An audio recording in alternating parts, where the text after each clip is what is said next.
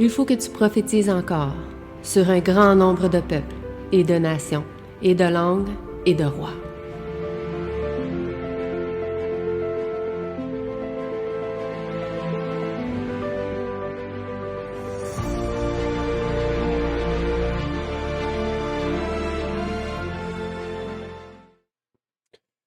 Donc, bonjour à chacun d'entre vous.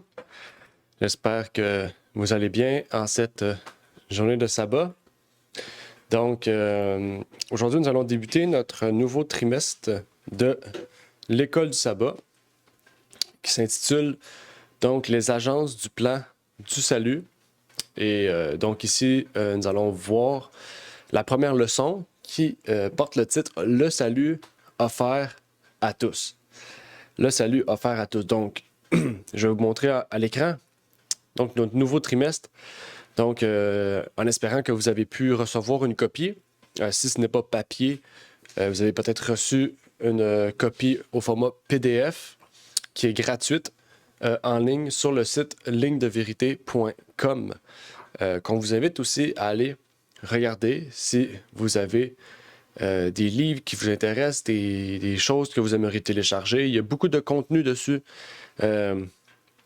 qui est gratuit et qui vous permettra de comprendre plusieurs sujets.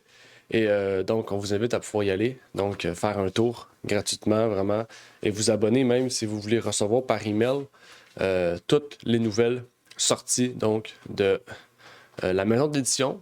Et donc, c'est ça. Allez-y, c'est gratuit. Donc, avant de commencer, j'aimerais pouvoir prier avec vous. Et par la suite, nous pourrons donc partager ensemble ce sujet donc, du jour, ce nouveau trimestre. Notre Père qui est aux cieux, j'aimerais te remercier pour ce moment que tu nous permets d'avoir, de pouvoir te rendre gloire, Seigneur, pour ce nouveau trimestre que tu nous permets d'avoir. Tu nous montres le but, l'intérêt de faire des écoles du sabbat, comme suit, Seigneur. Tu nous montres vraiment des sujets pertinents. Tu nous mets à cœur de mettre des sujets pertinents pour l'étude de ta parole. Que tu puisses donc bénir ceux et celles qui prendront part à ce nouveau trimestre, ici au Canada, mais aussi à travers le monde, Seigneur. Et que tu puisses bénir tous ceux et celles, Seigneur, qui aujourd'hui débutent ce nouveau trimestre avec nous. C'est ma prière donc pour ces choses, au nom de ton Fils Jésus-Christ. Amen.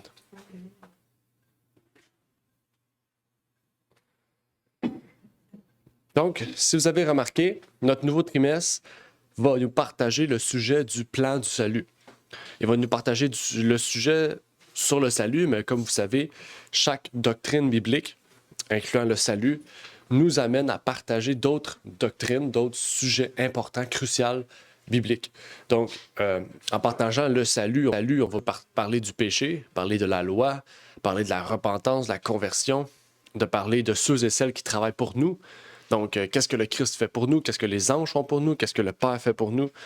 C'est tous des sujets que nous allons explorer au cours de ce trimestre et que nous allons aussi débuter aujourd'hui, bien sûr, dans notre étude. Et donc, le plan de salut est un plan que le Père et le Fils ont mis en place pour racheter toute l'humanité. Puisque nous sommes pécheurs depuis le premier péché commis au Jardin d'Éden, nous sommes tous sous la condamnation de la loi, sans la possibilité d'y obéir parfaitement et donc de pouvoir trouver justice devant Dieu. Il a donc fallu qu'une personne, du nom de Jésus-Christ, puisse revêtir la même humanité que nous et puisse accomplir cette loi parfaitement pour qu'il puisse être notre justice. Donc, il y a la justice, qui est la justice de Dieu, qui est la loi, mais il y a notre justice, qui est Jésus-Christ, qui est celui qui nous défend devant la cause du Père. En fait, sans ce plan, sans la réussite de ce plan par le Fils de Dieu, la mort physique et éternelle serait automatiquement émise sur nous et nous serons donc dans le but de mourir sans intérêt aujourd'hui même, de manière physique et éternelle. mais parce que le Christ est mort pour nous, nous avons l'espérance que, à son retour, nous puissions recevoir la récompense qui nous est promise, à savoir la vie éternelle. Maintenant, la base du salut va nous permettre d'aller plus profondément dans la base du péché.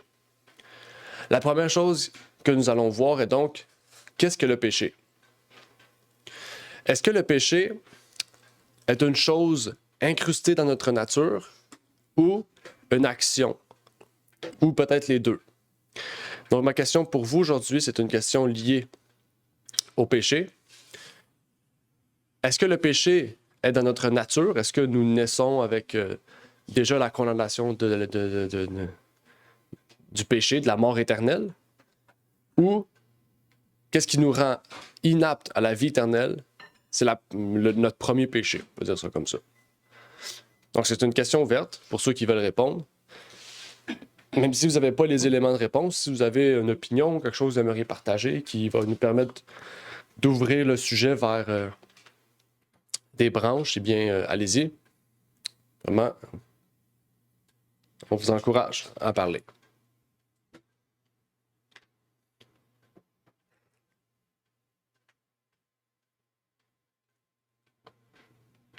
Qu'est-ce que pour vous serait le péché? Qu'est-ce qui définirait le péché? OK, on est né pécheur. On fait le bien qu'on... Le mal qu'on veut pas, le bien... OK, on fait le mal qu'on veut pas, puis le bien qu'on aimerait faire. Je sais pas comment c'est ça. Ouais, de Paul. OK. Oui, Claude? On peut dire que le péché, premièrement, c'est la transgression de la loi. Et on n'est pas né pécheur, mais on est né. Alors, on est né avec une nature pécheresse. Étant donné que le péché, c'est la transgression de la loi, mais il faut la transgresser premièrement. Donc, on est né avec une nature qui nous pousse, on peut dire, une nature qui nous donne une inclination au péché. Donc, c'est un peu ça en gros, là. Mm-hmm. Oui, merci de l'intervention. Est-ce qu'il y a d'autres personnes qui aimeraient partager avec nous? Donc, on a parlé de naître pécheur. On a parlé de naître pécheur, mais sous un aspect où on est sous la tendance au péché ou dans un monde pécheur sans pourtant avoir le péché en nous. Qu'est-ce que ça pourrait... on voit qu'il y a une compréhension à avoir sur quelle est la nature humaine. Une compréhension aussi sur quel est le péché pour qu'on puisse lier les deux ensemble dans une compréhension biblique. Comme quand on pose la question, moi je pense à Jésus-Christ, parce que Jésus-Christ, quand il était venu en tant qu'humain, il est vraiment venu comme avec la chair humaine et comme il a vécu comme nous, comme notre nature. Et quand il est né, il n'a pas été. Pourtant, c'est ça, on sait que Jésus-Christ, il n'a pas péché quand il est venu sur cette terre. Satan l'a tenté, mais à aucun moment il a pu être comme soumis au désir ou au plaisir de la chair. Et ça montre vraiment que comme notre nature, elle a tendance, elle est comme notre nature comme pécheresse a tendance à pécher par le monde de péché auquel on vit. Mais dès qu'on est, par exemple, enfant, un enfant n'a pas parce que le péché, c'est la transgression de la loi. Et la loi, on sait, c'est vraiment la loi morale.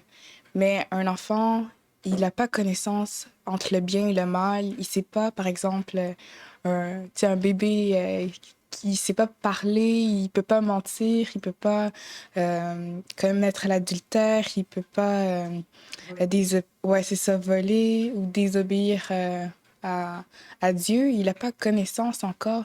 Mais quand il va devenir grand et tout, et là, il va trouver comme plaisir à mentir ou des fois à voler, selon vraiment comme le milieu de vie où est-ce que par exemple, il a vécu et tout, mais notre nature humaine a tendance à faire le mal que le bien.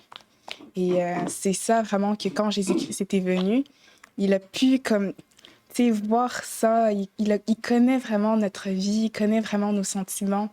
Puis c'est ça qui est beau à voir parce que comme Jésus-Christ, il a vécu comme nous et c'est un exemple pour chacun d'entre nous.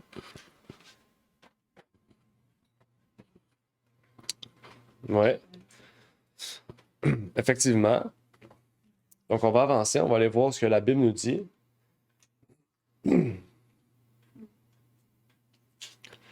La Bible nous dit dans 1 Jean 3, verset 4, « Quiconque pêche transgresse aussi la loi, car le péché est une transgression de la loi. » Donc, la Bible est claire ici.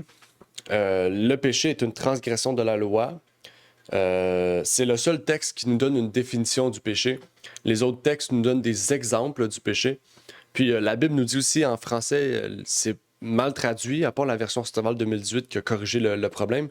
Mais en français, on dit la nature charnelle dans le Nouveau Testament.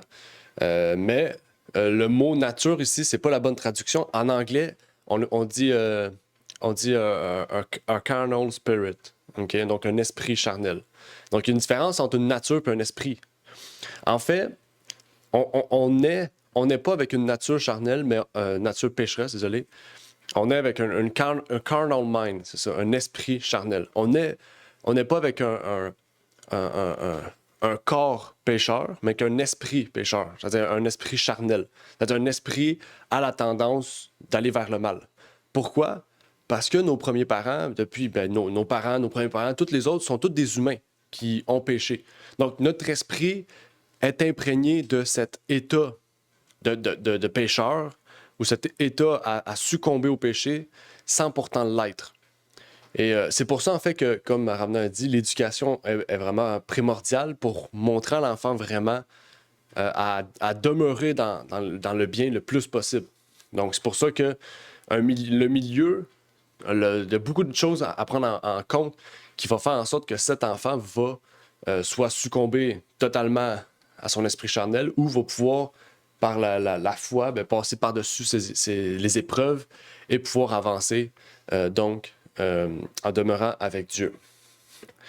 Il y a un autre texte que je voulais lire aussi avec vous, en lien avec cette citation de la Bible qui se trouve dans Sign of the Times, qui nous dit « Le péché est la transgression de la loi, et le salaire du péché, c'est la mort.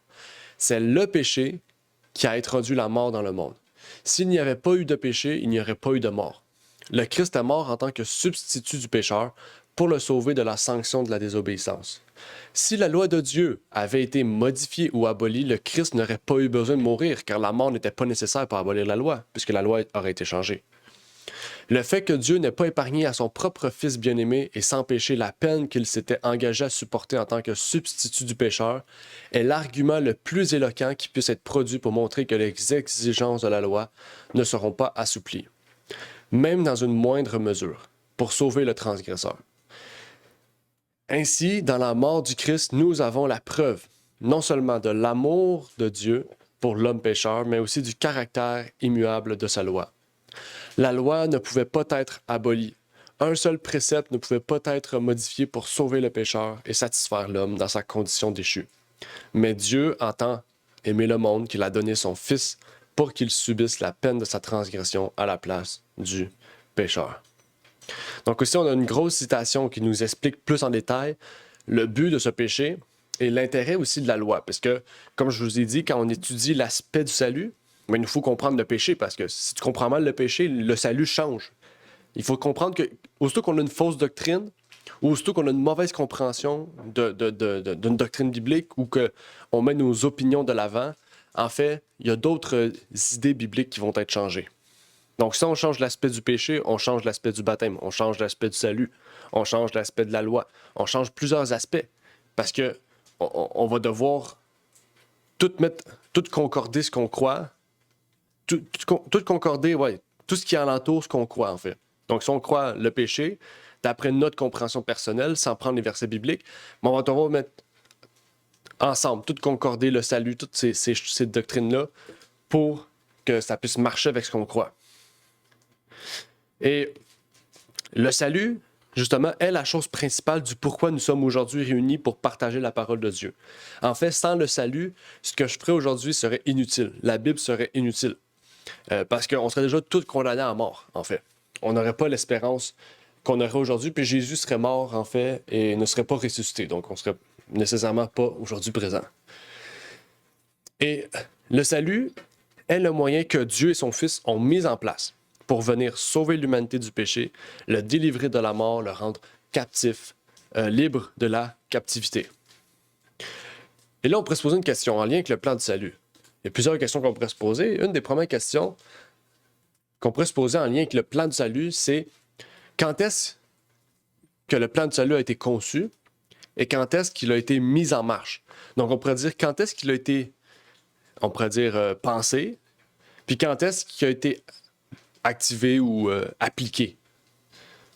Dès la fondation du monde. OK, dès la fondation du monde. Dès le premier péché avec l'autre qui a tué son frère, et puis le Seigneur, il a pas le choix. C'est descendu. Pour toi, le premier péché, c'est Caïn et Abel? Ah non, c'est la porte. Ouais, c'est ça. OK. OK. La création du monde, quelque part. OK, ouais, fondation du monde, création du monde, OK. Ça, c'est quand le plan a été conçu ou mis en place? Conçu. OK, conçu. En marche, c'est quand il y a fallu qu'il Avec Abel, là, commence à tuer les animaux. tuer les animaux pour la rémission de leur péché. OK. Sinon, Ouais, bon lien. Est-ce qu'il y a une personne qui aimerait intervenir? Quand est-ce que vous pensez que le plan de salut a été conçu? Quand est-ce qu'il a été mis en marche, mis en application? Pour ceux qui sont sur Zoom.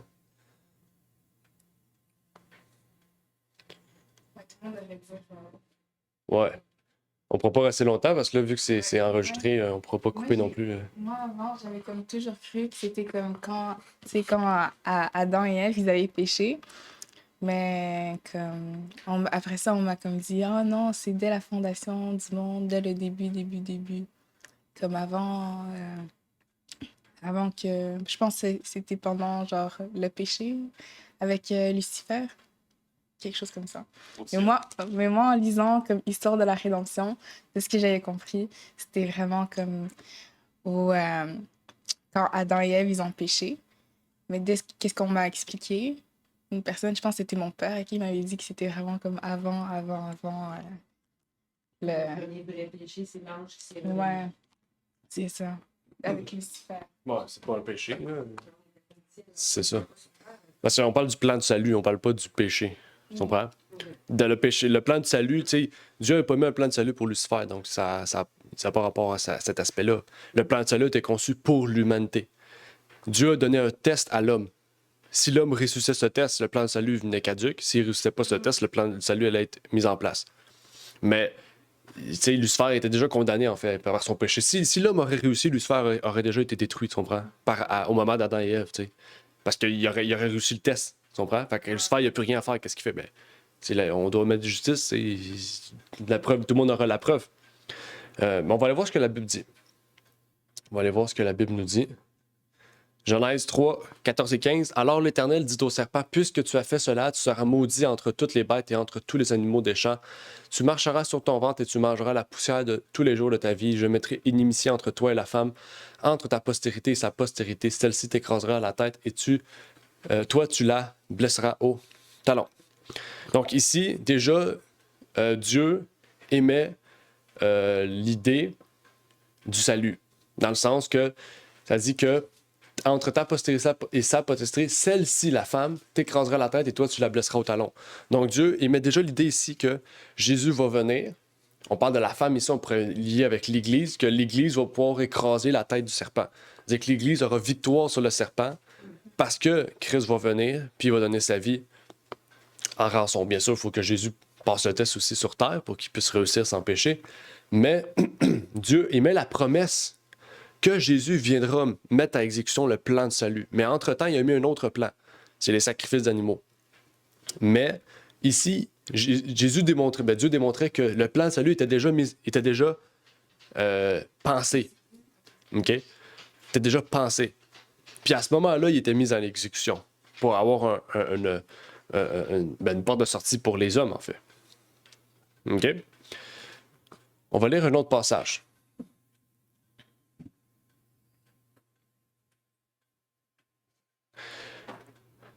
Dans l'histoire de la rédemption, justement. Le ciel se remplit de douleur lorsqu'on sut que l'homme était perdu et que ce monde créé par Dieu serait peuplé d'êtres condamnés à la souffrance, à la maladie et à la mort sans espoir de salut.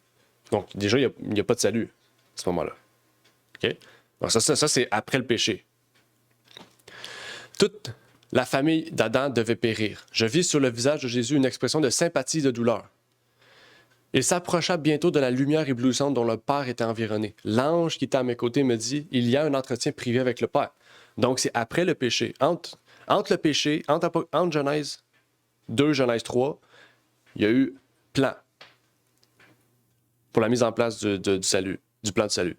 Puis Genèse 3, c'est là la première promesse. C'est après la rencontre avec le Père et le Fils, il y a eu la première promesse. Ça dit, les anges semblaient très préoccupés pendant que Jésus se entretenait ainsi avec le Très-Haut. 3 fois, il pénétra dans la lumière éclatante qui l'entourait. La 3e fois, il quitta le Père et la personne du Fils de Dieu fut visible. Il paraissait calme, exempt de toute perplexité, rayonnant d'une bienveillance et d'une beauté indicible. Il fit savoir à l'armée céleste qu'un moyen de salut avait été trouvé pour l'homme perdu et comment il avait intercédé auprès du Père, offrant sa vie en rançon, acceptant de subir la mort afin que les humains puissent obtenir le pardon.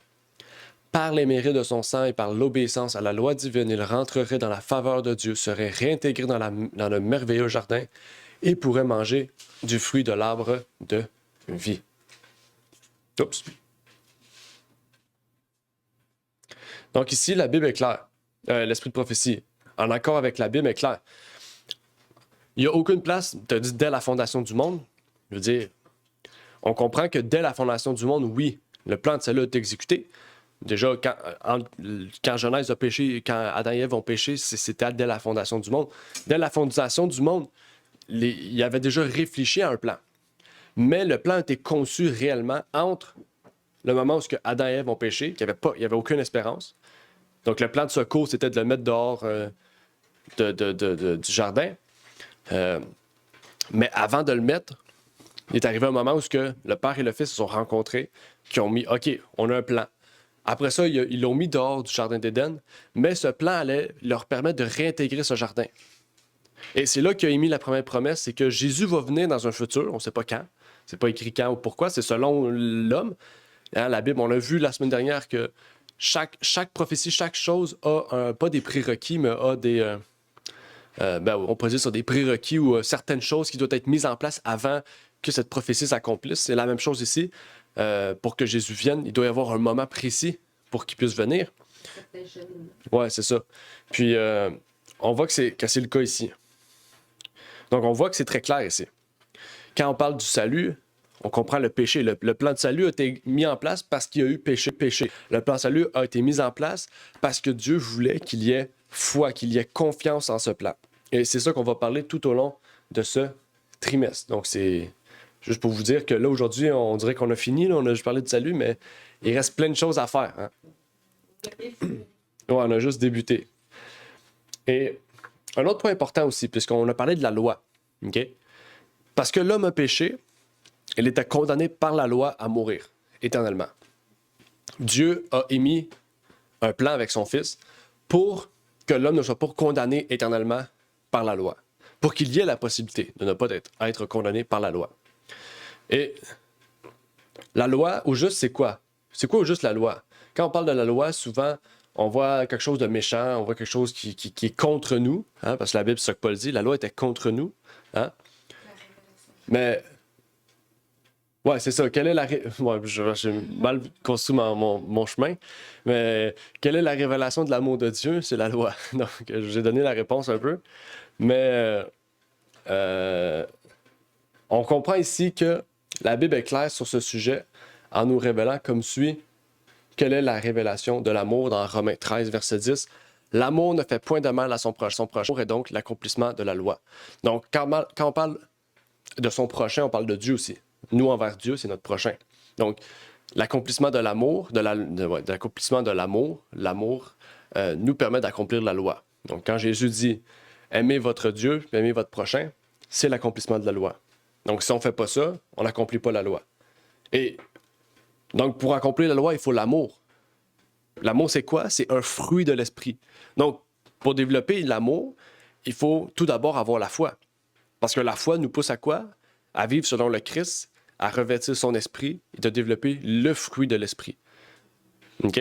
Qui est l'amour le premier. Après ça, il y en a d'autres. OK? Puis quand on parle de l'amour, c'est pas un amour charnel. C'est un amour agapé, c'est l'amour divin. OK?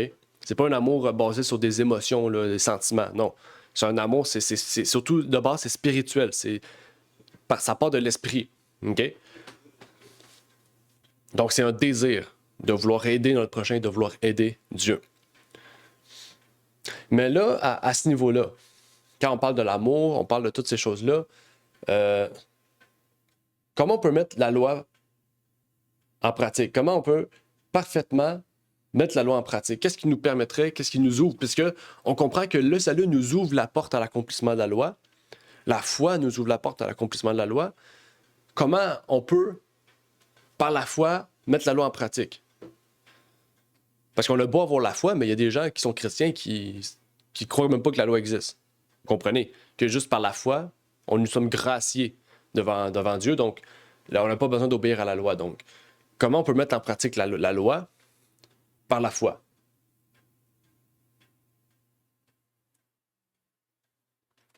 Comment on peut mettre en pratique la loi? Par la foi.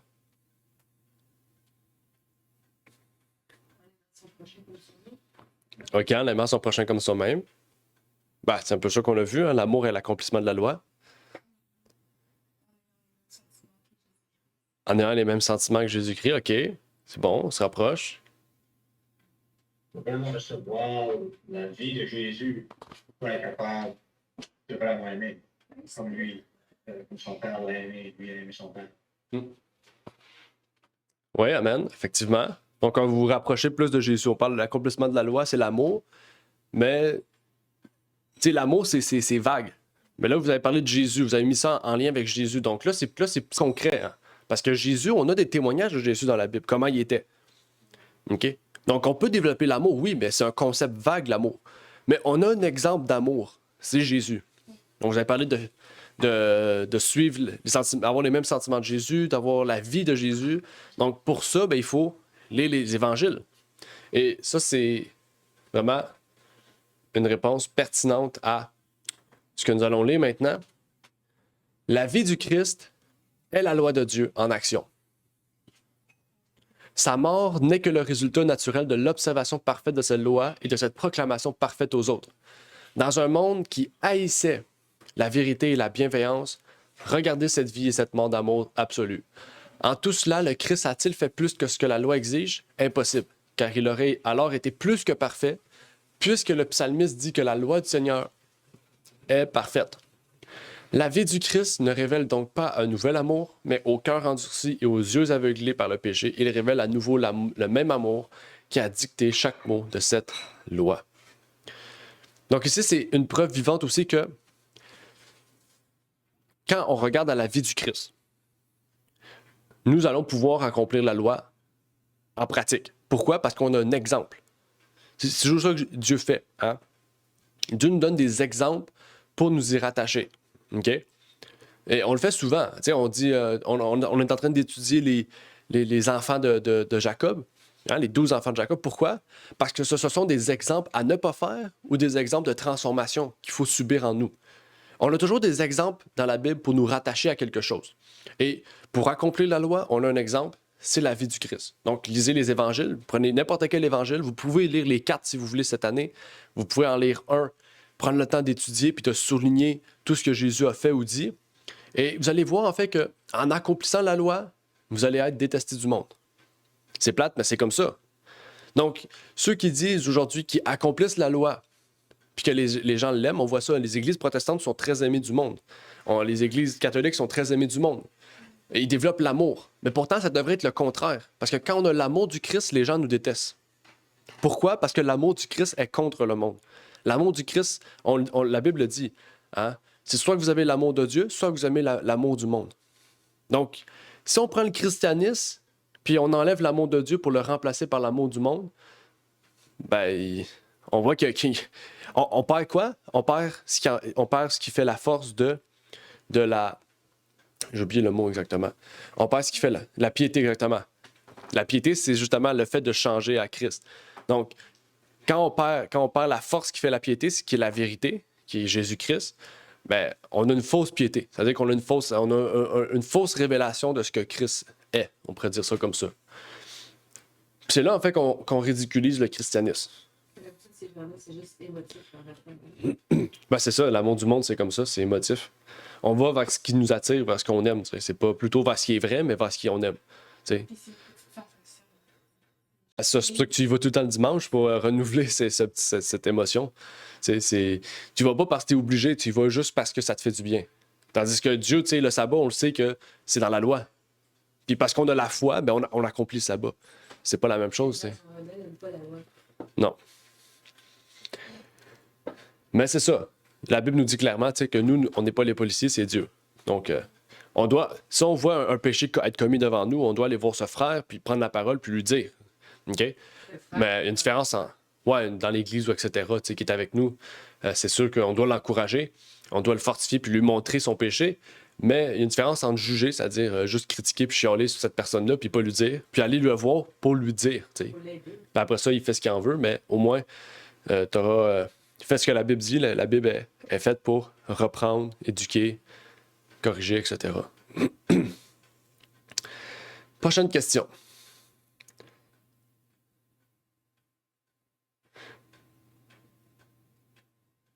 Oups, c'est pas ça. Là.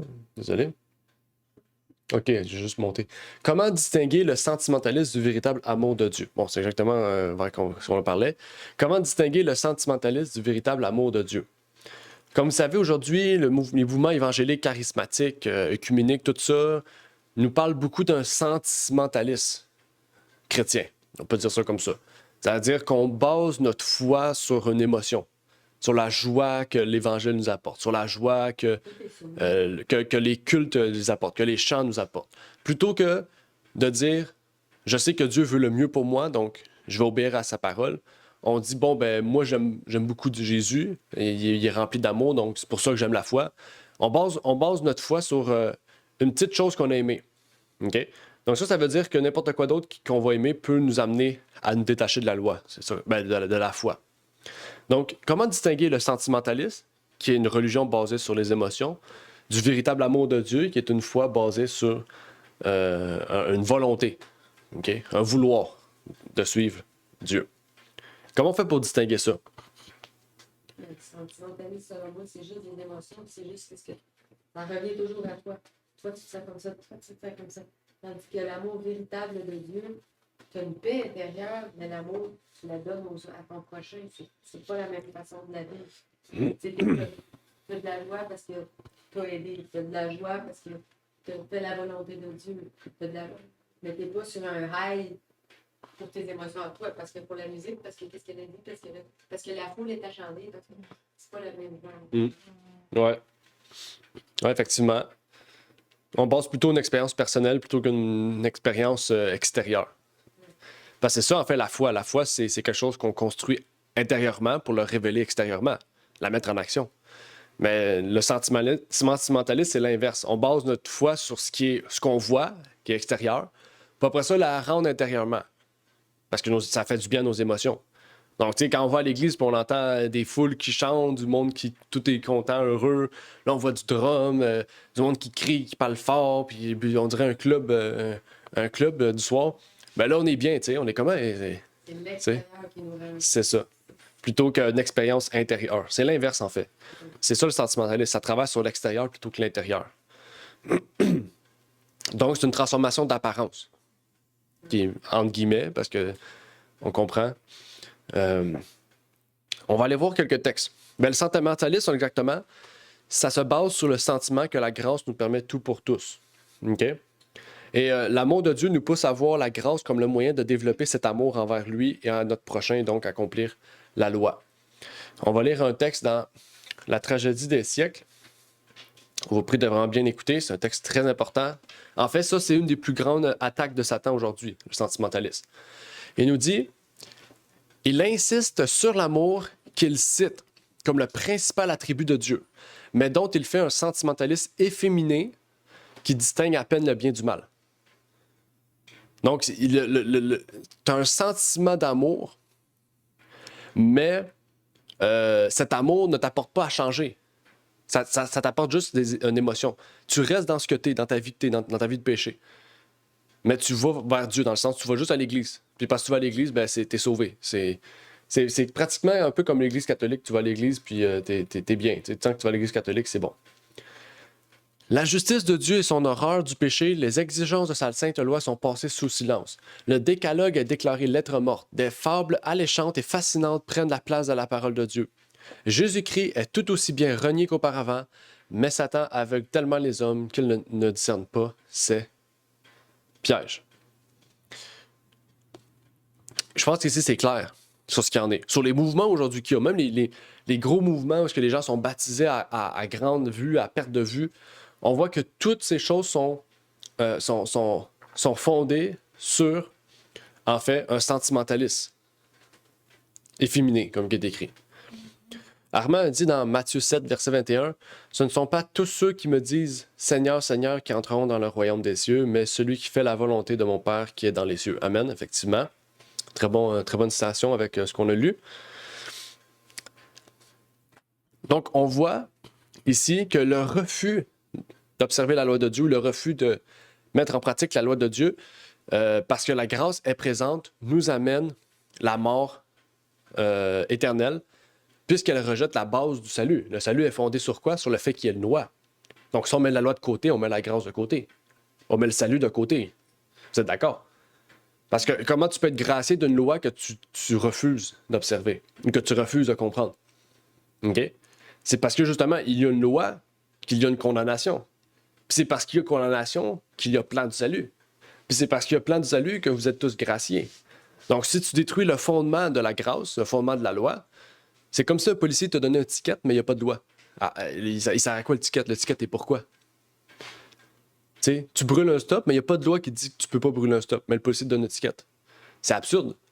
Tu le prends, tu le déchires. Donc la grâce ne sert à rien. Ou, vous comprenez, c'est illogique. Mais justement, c'est parce qu'il y a une loi qui dit fais pas ton stop que maintenant, Jésus va venir et va dire non, donne pas de ticket à cette personne-là, je l'ai pardonné. Et là, il y a un but, parce qu'il y a une loi. C'est là que tu vois vraiment l'intérêt du sacrifice de Jésus. En fait, on comprend que la grâce et la loi vont de pair. C'est comme un marché commun. Avançons encore. Nous arrivons vers la fin. C'est la dernière question du jour. La première fois qu'on finit à temps. C'est de ma faute, désolé, à chaque fois. Donc, mais quand sera son retour? Peut-on se préparer sans savoir ce moment? Il y en a beaucoup qui disent, qui retardent leur préparation, qui retardent leur moment où ils veulent accepter Jésus, ou qui disent, bon, oui, je sais que c'est la vérité, le sabbat, mais je l'accepterai quand ça sera le grand conflit. Mais il faut savoir que Jésus, il vient pas chercher des gens qui changent à la dernière minute. Il vient pas chercher des gens dans le... Ce que je veux dire, c'est qu'il vient pas... Tu sais, on dit qu'on est des adventistes. Adventistes, c'est celui qui se prépare au retour de Jésus. Okay? Il y a une préparation à faire. La Bible est claire. La Bible dit que Jésus vient chercher son épouse. Il vient chercher la personne qui va marier. Est-ce que tu vas marier quelqu'un que tu viens de connaître? Est-ce que tu vas marier quelqu'un qui... Hier, c'était une prostituée ou une adultère, puis là, parce qu'elle sait qu'un homme qui vient la chercher, ben demain, elle ne l'est plus. Vous allez retomber le lendemain, comprenez? Donc, pourquoi Jésus vient chercher une épouse? Pourquoi Jésus vient chercher quelqu'un qui ne serait pas prête? Mais là, on pourrait se dire, oui, mais vu que je ne sais pas quand Jésus vient, je peux me préparer quand je veux. Est-ce que c'est logique? Est-ce que comment vous voyez cette façon de penser-là, en fait, de se dire que, on ne sait pas quand Jésus vient, je vais me préparer quand je le vois arriver, tu sais. La différence entre savoir que Jésus revient, puis tu décides d'attendre, puis la différence que quelqu'un qui ne connaît pas Dieu, puis que ça donne, qui se prépare à la dernière minute, parce qu'ils viennent de connaître Dieu. Mm-hmm. Ça, c'est pas la même chose. Là. Fait que peut-on se préparer sans savoir ce moment? Ben, on le sait le moment parce que dans la Bible, c'est écrit les signes des temps qui nous annoncent que la fin des temps approche. On n'aura jamais ni l'heure ni le moment. On ne peut pas se préparer à la dernière minute. C'est comme les vierges avec leurs huiles. Là. Si tu ne le sais pas, c'est sûr que tu n'auras pas d'huile. Mais le Seigneur va pouvoir parce que ton cœur est sincère à la dernière minute. Il y a quelqu'un qui le sait et qui décide de rester dans le monde puis d'aller chercher son huile à la dernière minute. Ben, le magasin va peut-être être fermé. Ouais. Ben, si on se passe aux États, il serait 24 heures. Là. C'est sûr que si au Québec, tu fermes à 5, t'es fini. Là. Mais ouais, effectivement. On va aller voir quelques passages bibliques. Je vais terminer sur ça parce que la leçon en parlait, puis je trouvais qu'on pouvait aller un peu plus loin dans ce sens. Mais ça dit ici dans 1 Thessaloniciens, mais quant à vous, frères, vous n'êtes point dans les ténèbres pour que ce jour-là vous surprenne comme un voleur. OK? Nous, on n'est pas dans les ténèbres, on est où? Si on n'est pas dans les ténèbres, on est où? Dans la lumière. Donc, si on est dans la lumière, on sait que ce jour-là ne va pas nous surprendre comme un voleur.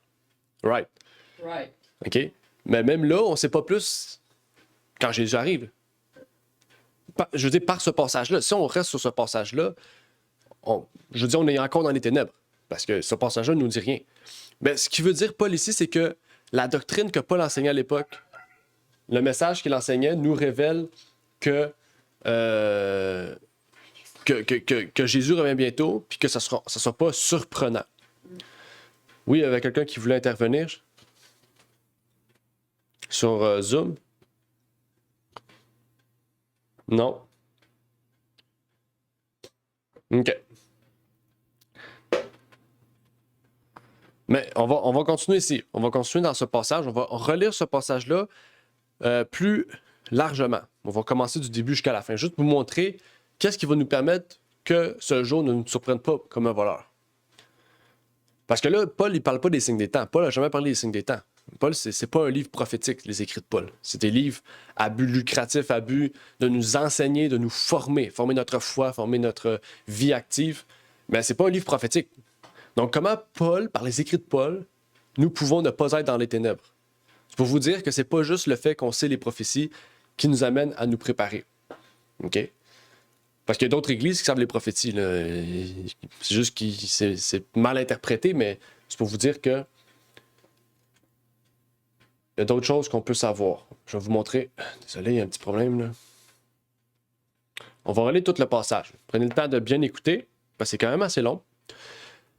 Pour ce qui concerne les temps et les moments, vous n'avez pas besoin, frères, qu'on vous en écrive. Elle dit les temps. On parle des signes des temps. Temps. Vous savez bien, en effet, vous-même, que le jour du Seigneur viendra comme un larron dans la nuit. Car lorsqu'ils diront paix et sûreté, alors une ruine subite les surprendra comme les douleurs surprennent la femme enceinte. Ils n'échapperont point. Donc, il parle ici un peu de signes des temps. Quand on dira paix et sûreté, c'est Jésus arrive bientôt.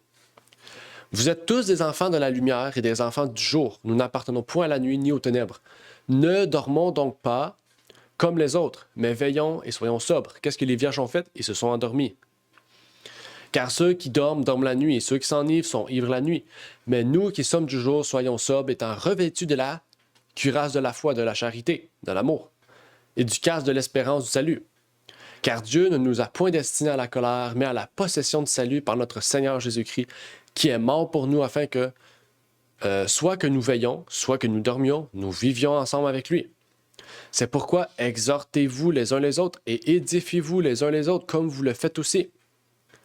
Oups. Désolé. OK. Donc, qu'est-ce qu'on nous dit ici? Qu'est-ce que Paul nous dit pour être dans la lumière? Qu'est-ce qu'il nous... Il faut veiller, prier. Ça, c'est la base. Il nous dit, revêtez-vous de l'armure de Dieu. J'ai pas lu tout le texte, mais c'est juste pour vous montrer que l'armure de Dieu, si on a l'armure de Dieu, nous allons pouvoir être prêtes pour faire face aux temps difficiles qui viendront. Nous allons être prêtes et nous allons savoir que quand ce temps va arriver, eh bien, nous allons avoir l'armure pour être prêtes. Okay? Puis, on nous dit paix et sûreté. Donc, il nous dit, oui, il y a les signes des temps qui vont nous montrer que Jésus revient. Mais les signes de temps combinés avec l'armure du chrétien, c'est ce qui va vous permettre de passer au travers ce temps difficile. C'est ce qui va vous permettre de pouvoir passer au travers ces difficultés et de pouvoir recevoir Jésus-Christ. Et ça dit veillons et soyons sobres. Donc, veillons et prions. qu'elles sont toujours éveillées spirituellement, au niveau de l'esprit. Parce que Satan, il s'attaque à l'esprit plus qu'à notre chair. C'est parce que notre esprit est faible que notre chair est faible. OK? Mais si notre esprit est fort, notre chair va être forte. Par la foi, en fait. C'est pas nous physiquement qui va être fort, mais notre esprit va être fort pour ne pas succomber aux tentations. Mais ici, au verset 9, on dit « Car Dieu ne nous a point destinés à la colère, mais à la possession du salut par notre Seigneur Jésus-Christ. » Et ça dit « Soit que nous veillons, soit que nous dormions, nous vivons ensemble avec lui. » Donc, le salut pousse à savoir que peu importe ce qui nous arrive, ben, si on continue à travailler avec Dieu, avec Jésus, à former notre armure, à toujours retourner dans notre armure, c'est-à-dire que c'est quelque chose qui se renouvelle chaque jour, eh bien, nous serons dans la lumière. Nous ne serons pas dans les ténèbres. Donc, je pense que c'est un point très important à prendre en compte, à nous souvenir, OK? Parce que c'est quand même crucial. On ne parle pas de n'importe quoi, on parle du fait d'être dans la lumière, OK? On ne parle pas de l'ésotérisme ici, la lumière est en moi, puis l'univers se mesure en nous, c'est pas ça. Mais quand on dit dans la lumière, ça veut dire que nous ne sommes pas dans l'obscurité de ce qu'il s'agit des temps à venir avec les événements, avec le retour de Jésus. J'aimerais terminer, avant de prendre des questions, l'appel du jour. Dieu nous invite à être prêts pour le grand jour. C'est quoi le grand jour? Et l'accomplissement au retour du Christ du plan du salut. Puisque c'est au retour du Christ que le plan de salut va être totalement complet. Parce que Jésus va venir chercher ses enfants. Et c'est ça le but du plan de salut. Le plan de salut, c'est d'avoir préparé, mis en place, seté, OK? Exactement, la libération du péché. Mais on va être totalement libéré du péché quand Jésus va nous prendre au ciel. Hein? Parce qu'on ne sera plus dans un monde pécheur. On va être pour toujours dans un monde parfait, dans un monde juste. Donc, je pense qu'il y a vraiment une grande leçon ici dans cette première étude, cette première leçon, révision. Et j'espère donc que vous aurez bien compris au travers de cette première étude ce qu'il en est. Et donc, maintenant, nous allons prendre les questions, les commentaires, les questions et les commentaires ou les interventions plutôt. Donc, sur Zoom ou en personne. Donc, on a quelques minutes pour pouvoir prendre les interventions. Donc, on vous invite à pouvoir le faire pour ceux qui sont sur Zoom, si vous en avez.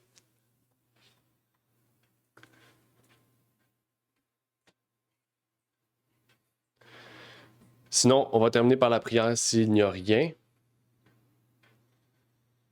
OK. Eh bien, nous allons terminer par la prière. Donc, j'espère que ça a pu être clair pour la première leçon. Si ça n'a pas pu être clair, c'était à vous de poser vos questions. Sinon, vous pourrez les poser la semaine prochaine ou si peut-être c'était vraiment assez clair, eh bien, j'espère que ça a pu l'être personnellement. Donc, nous allons terminer par la prière avant de laisser la place à Ravna. Notre Père qui est aux cieux, j'aimerais te remercier pour ce moment que tu nous permets d'avoir, de pouvoir continuer, de débuter surtout l'étude du sujet du salut, du plan du salut, des agences qui travaillent pour nous, Seigneur. Peux-tu bénir ceux et celles qui prennent part à ce trimestre et qui vont peut-être retourner dans le fondement de leur foi, Seigneur? Qu'est-ce qui nous a poussés à pouvoir vivre en toi et à pouvoir mieux te connaître? Et que tu puisses bénir tous ceux et celles qui sont avec nous aujourd'hui, peut-être ceux qui n'ont pas pu venir, soit en personne, soit par Zoom. Et que tu puisses permettre, Seigneur, que nous puissions être toujours plus à chaque jour et à chaque sabbat, Seigneur. C'est ma prière donc pour ces choses au nom de ton Fils Jésus-Christ. Amen. Amen. Merci d'avoir écouté cette vidéo. Si vous désirez rejoindre l'œuvre au Québec, veuillez nous contacter par email à asjh1889 de Terrebonne @gmail.com et via Facebook à commercial asjh1889 de Terrebonne. Merci à vous et que Dieu vous bénisse.